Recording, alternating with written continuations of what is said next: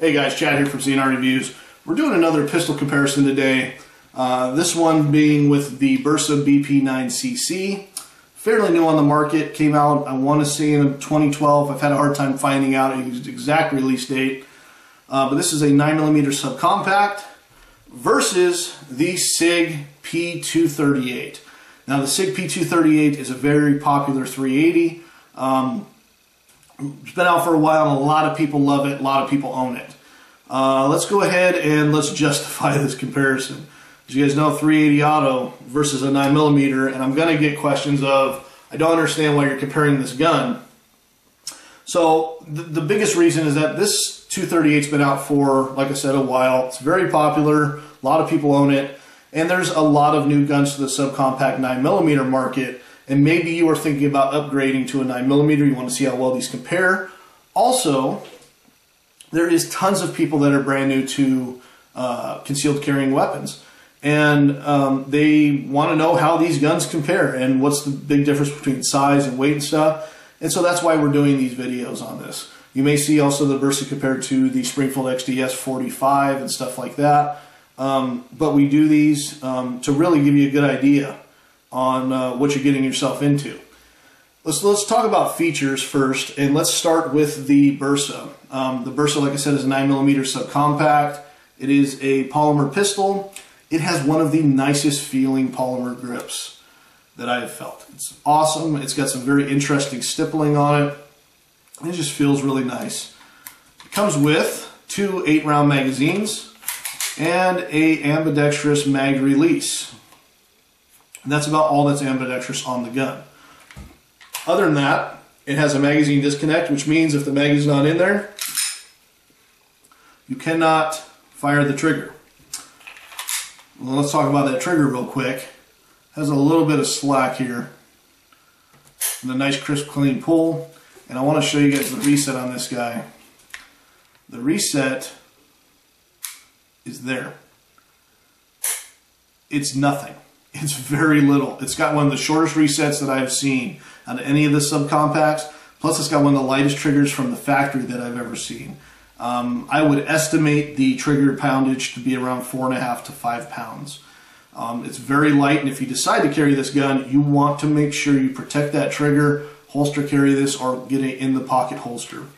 Other than that, guys, let's talk about some other features. It has loaded chamber indicator, Picatinny rail on it, and it's got some unique sights. No, they're not unique because they're 3-dot combat sights. It's kind of becoming a standard when it comes to subcompacts.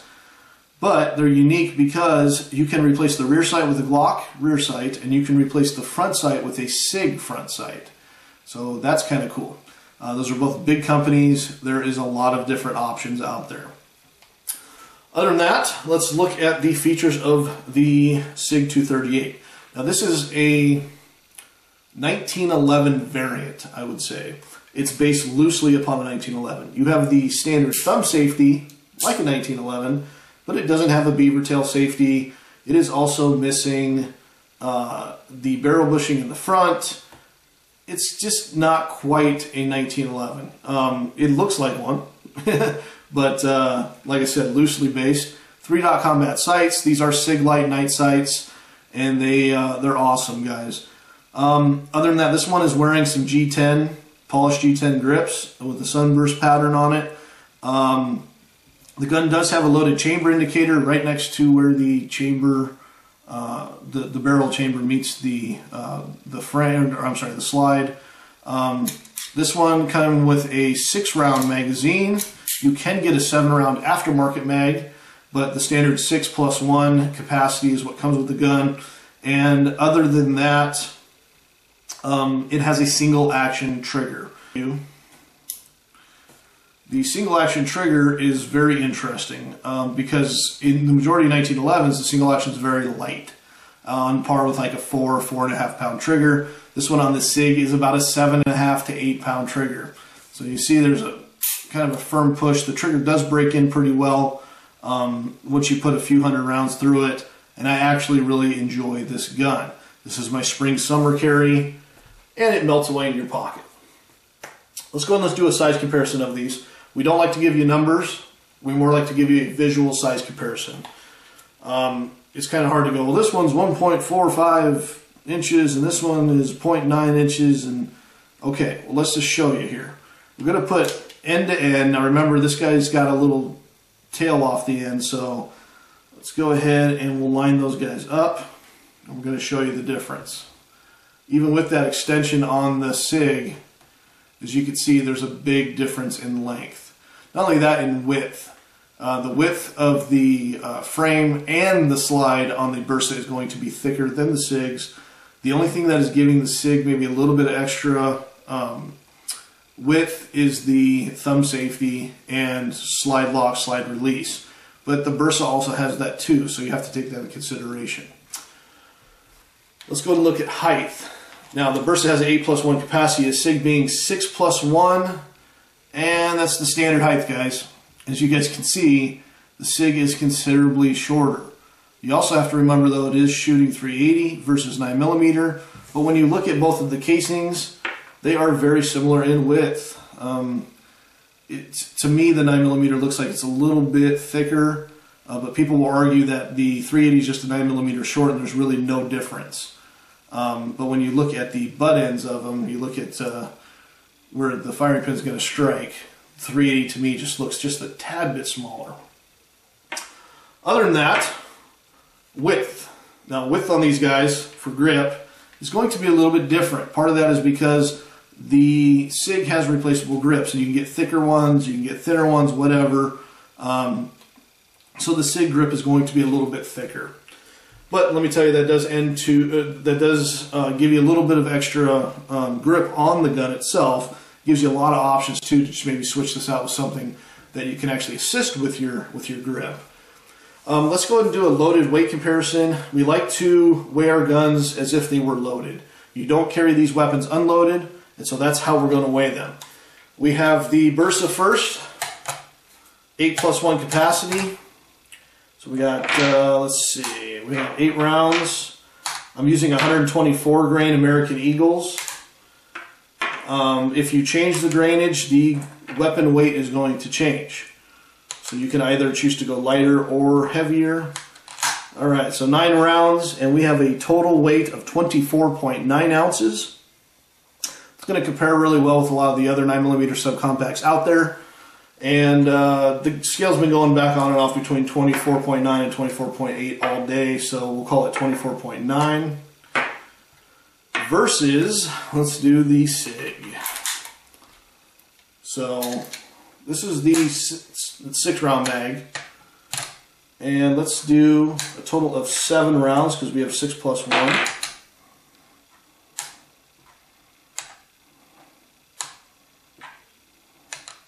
For a total weight of 17.7 ounces, guys. That to me is extremely light. There's a massive difference in between weights. You're talking 7 ounces of difference. Let's go and let's weigh it with the extended mag. Let's see how much that changes. There's the extended mag. With the extended mag, you'd have a capacity of 7+1, so let's add a round. And even with the extended mag, you're looking at 18.3 ounces. So it added around a ½ ounce. Even with 18.3 ounces in the extended mag, you're still about 6.5 ounces lighter than the 9mm subcompact Bersa. So that to me, guys, is going to be a big difference. Like I said, I do carry the .238 in my pocket during the spring and the summer, and it just kind of fades and blends away. So let's go and let's talk about price. Now, even though the .238 is smaller, it is a lot more expensive. Like I said, it does come with night sights and stuff, which is great, but it only comes with 1 magazine. And the cost of this gun can go anywhere between $400 and well over $600. It all depends on which versions you are getting. They have Equinox versions, whatever. This one is I actually bought for $409. This one actually came with a laser too, and I got it on a screaming deal. I've never seen them cheaper than that, just in standard stores. I actually have seen them at this particular store that I bought this, which was Sportco in Fife, Washington. The day after Thanksgiving, they actually had them, I want to say, for like $379 with the laser. That was a one day deal or a couple hour deal, and that was it. But for $409, I couldn't pass it up. I think it's a screaming deal on this. You're going to find them for around $500, $525, $550. And like I said, they're going to go up into the $600s depending on the version you get. Don't pay more than $600. You can find them for cheaper. Just shop your mom and pop shops. They're going to be cheaper than the big box guys. Now the Bersa is very interesting in the fact of, well, first of all, it's going to run you around $360, $370. I paid about $370. And came with 2 magazines. It is a polymer frame gun, and is it going to make a big difference in price? Well, a Glock polymer frame is going to run you in the 500s, so no. But the Bersa competes well in its category with the Car CM9, CW9, LC9, the M&P Shield, the Beretta Nano. All those are within that price range. The issue and what makes this semi-unique is that this gun is really hard to find. In our local area, when I was looking for it, I can only find one dealer that had it. And the gun had sat in the case, and I had seen it months prior.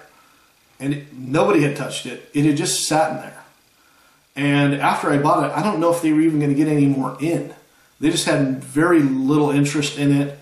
Unfortunately, the Bersa BP9CC has been overshadowed by the release of some other great guns. The M&P Shield, the Sig 938, the Springfield XDS, the Beretta Nano, excuse me. And I think that that is a travesty when it comes to this gun. It is a great weapon, and the fit and finish is awesome. Bersa, you knocked it out of the park again, and I hope in the future this gun gets more press and more people get a chance to take a look at it. If you see one of these in the gun case, I really recommend ask the gun counter guy to let you handle it. I think you'll really like it. So other than that, guys, if you have any questions on the Bersa BP9CC, feel free to ask.